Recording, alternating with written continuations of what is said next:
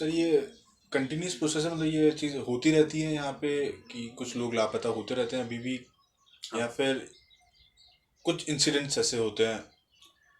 नहीं देखें, इट्स ये यहाँ पे किलिंग्स, कस्टोडियल किलिंग्स हो, या एक्स्ट्रा जुडिशियल किलिंग्स हो या डिसअपियरेंसेस हो, ये एक रेगुलर फिनोमिनन है। अब ऐसा नहीं कि हर दिन बहुत बड़े नंबर होते होंगे, लेकिन ये एक रेकरिंग फिनोमिनन है। टॉर्चर, किसी इलाके में आर्मी चली गई तो लोगों के घर में गए और पिटाई हो गई, तो ये बड़ा नॉर्मल फिनोमिनन है जो आपको हर दिन मिलेगा, कहीं ना कहीं होता हुआ। और सिमिलरली डिसअपियरेंसेस के केसेस जो है, ऐसा नहीं है कि ये पास्ट का इशू है कि 1990s में हो रहे थे, बहुत ज़्यादा केसेस हो रहे थे। फिर एक फेज आया था जिसमें बहुत कम होना शुरू हो गए थे केसेस। लेकिन पिछले 4-5 साल ऐसे है कि ये जो डिसअपियरेंसेस का इशू है, इन्फोर्स डिसअपियरेंसेस का जो इशू है, ये रिसरफेस हुआ है। और उसका रीजन ये है कि जिस तरह की पॉलिसी जो न्यू दिल्ली की है, जिस तरह की मिलिटरिस्टिक पॉलिसी है, तो उसका मिलिटरिस्टिक ही नतीजा होगा। क्योंकि जो जो चीज़ सियासत से, जो चीज़ पॉलिटिक्स से सरकार अचीव कर सकती है, जब वो नहीं कर पाती, पॉलिटिक्स उनके लिए ऑप्शन नहीं रहता, अगर वो मिलिट्री को यूज करते, तो मिलिट्री के पास तो कोई ऐसा मैजिक वॉन्ड नहीं है कि वो यहाँ पे हालात चेंज कर दे। जो एक पॉलिटिकल सिचुएशन है उसको वो मिलिटरीली जब डील करेंगे तो ह्यूमन राइट्स वायलेशंस होंगी, वही हो रही हैं। तो ये असल में, इसीलिए मेरा मानना ये है कि जो यहाँ पे ह्यूमन राइट्स वायलेशंस हो रही हैं, वो सिर्फ इसलिए नहीं हो रही कि कोई आर्मी के लोग जो है वो खराब है। वो इसलिए हो रही है क्योंकि हाईएस्ट लेवल पे, इंडियन गवर्नमेंट के हाईएस्ट लेवल पे उन लोगों को ऑथराइज किया जाता है कि वो यहाँ वायलेंस के जोर पर लोगों को कंट्रोल करे। अब वायलेंस के जोर पे जब लोगों को कंट्रोल करना है तो ह्यूमन राइट्स वायलेशंस होंगी। तो आपने बताया जैसे आर्मी लोग, कई बार ऐसा होता है कि लोगों के घर में घुस जाती है और फिर मार पिटाई होती है, तो इसके पीछे क्या रीज़न होता है? देखिए, रीजन ये होता है कि कभी ऐसा है कि उस इलाके में प्रोटेस्ट हो गया। अगर कोई प्रोटेस्ट हुआ है, आर्मी को ये बताया गया कि इस इलाके में प्रोटेस्ट नहीं होने दे, किसी भी जगह प्रोटेस्ट नहीं होने दे, तो सीआरपीएफ जब वो प्रोटेस्ट होता है, उसको प्रोटेस्ट को दबाने की कोशिश करती है। तो दबाने की कोशिश में ये होता है कि कभी पत्थरबाजी होती है, कभी ये होता है कि थोड़ी देर शायद पैलेट फायरिंग भी हो, कुछ हो, फिर उसके बाद पत्थरबाजी हो, फिर उसके बाद लोग जो है, उसके बाद आर्मी तो सीआरपीएफ हम जो है वो लोग लोगों के घरों में घुस जाती है। स्टार्ट होते हैं पीसफुल प्रोटेस्ट से। हमेशा, कभी भी ऐसा नहीं होता कि सिविलियंस प्रोटेस्ट स्टार्ट करेंगे कि जो वायलेंट होगा। सिविलियंस हमेशा प्रोटेस्ट स्टार्ट जो करते हैं वो नॉन वायलेंट ही होता है, पीसफुल होता है, क्योंकि उनको कोई रीजन ही नहीं है कि वो वायलेंट प्रोटेस्ट से स्टार्ट करें।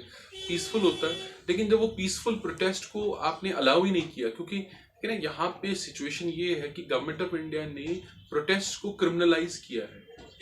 अब ये रियलिटी इंडिया में भी बनती जा रही है कि इंडिया में भी अब प्रोटेस्ट जो है वो एक्सेप्टेबल नहीं है। ये पहले सिर्फ कश्मीर में था कि प्रोटेस्ट जब कोई करता था तो उस पर गोलियां चला दो, पैलेट चला दो, या लाठी चार्ज कर दो। तो ये चीजें अब तो इंडिया में भी होने लगी। अब जब इंडिया में हो रही है तो ऑब्वियसली उसमें भी लोग मरेंगे। यहाँ पे ये चीज जो है एक नॉर्मल रूटीन बन चुकी थी। और गुस्सा जो है आर्मी में, पुलिस में, सीआरपीएफ में, बीएसएफ में, वो आम लोगों के खिलाफ बहुत डीप गुस्सा है।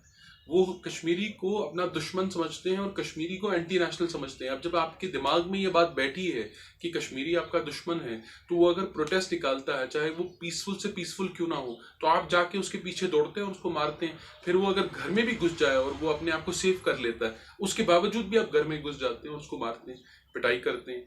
कई बार ऐसा होता है कि साथ ले जाते हैं, टॉर्चर करते हैं। कई बार ऐसा होता है कि कुछ लोग इसी प्रोसेस में लापता भी हो जाते हैं।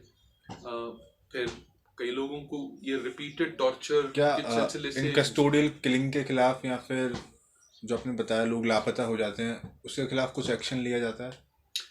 पिछले 30 साल में हम लोगों ने जो ह्यूमन राइट्स वायलेशंस डॉक्यूमेंट की हैं, पिछले 30 साल में हम लोगों ने एक भी केस ऐसा नहीं देखा जिसमें कि आर्मी या सीआरपीएफ या बीएसएफ के किसी ऑफिसर को या किसी जवान को सिविल कोर्ट में प्रोसिक्यूट किया गया हो ह्यूमन राइट्स वायलेशंस के लिए। वो ह्यूमन राइट्स वायलेशन चाहे 8,000 लोग जो कश्मीर में लापता हुए वो है, या हजारों लोग जिनको मैसेकर्स में मारा गया, या रोड साइड चल रहे थे, या उनके घरों से उठा के कस्टडी में मारा गया, या रेप के जो केसेस है जैसे कुरन पोशपुरा या बाकी रेप, ऐसे किसी भी केस में किसी को भी आज तक कोई सजा नहीं मिली सिविलियन कोर्ट में। एंड आर्मी का ये कहना है कि कोर्ट मार्शल में, आर्मी कोर्ट्स में उन लोगों को सजा मिलती है। तो हम लोगों का मानना ये है कि अगर ऐसा है तो वो डेटा पब्लिक किया जाए किस केस में किस सोल्जर को कौन सी सजा मिली है। तो वो डेटा पब्लिक नहीं है, उसमें ट्रांसपेरेंसी नहीं है, लेकिन जितना भी डेटा पब्लिक होता है उसके बेसिस पे हम लोग ये कॉन्फिडेंटली कह सकते हैं कि वो जो लोगों को सजा मिली है वो बहुत से वो वाले केसेस है जहाँ पे आर्मी वाले ने अपने बॉस को, अपने ऑफिसर को मारा है, या इंटरनल आर्मी के अंदर कोई इशू रहे हैं, उनसे रिलेटेड ज्यादा क्राइम्स हैं। सिविलियंस के खिलाफ जो उन्होंने क्राइम्स परपेट्रेट किए हैं उसमें बहुत कम केसेस ऐसे होंगे जिसमें किसी को सजा मिली हो। अब जब क्योंकि सजा नहीं मिली है किसी को, उस वजह से आर्मी और सीआरपीएफ और बीएसएफ के लोग जो वो एम्बोल्डन फील करते हैं, उन लोगों को लगता है कि उन पर कोई अकाउंटेबिलिटी नहीं है, तो इसलिए वो क्राइम्स जो है वो रिपीट होते जाते हैं।